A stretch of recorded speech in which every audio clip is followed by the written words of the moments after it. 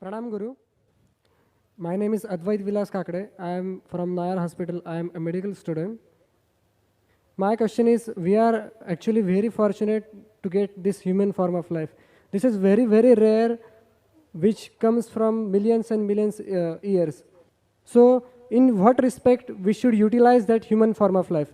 Or what is the most sublime aim in our life? Or what is the real goal of human form of life?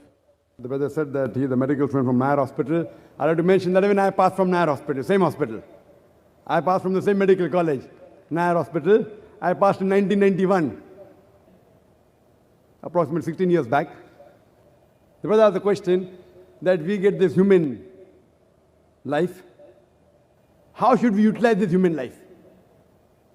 Allah says in the Quran, in Surah Dariyat, chapter number 51, verse number 56, وَمَا خَلَقْتُ الْجِنَّ وَالْإِنسَ إِلَّا لِيَعْبُدُونَ, that we have created the men and the jinn not but to worship Him. Worship Him means obeying Him.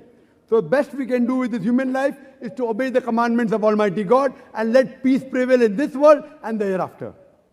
The creator of the human beings, He will be the best person to give this answer. It's mentioned in Surah Mulk, chapter number 67, verse number 2. الَّذِي خَلَقَ الْمَوْتَ وَالْحَيَاةَ. It's Allah who has created death and life to test which of you is good indeed. This life that we have, brother, is a test for the hereafter. We are undergoing a test. And if we follow the commandments of our Creator and lead life according to what He has said, and let peace prevail by submitting our will to the Creator, we'll be successful in this world as well as the hereafter. Hope that answers the question. Yes, but what we young student, what should you do for that? What you should do?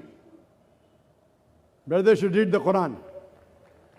Read the Quran and implement on the guidance of the Quran.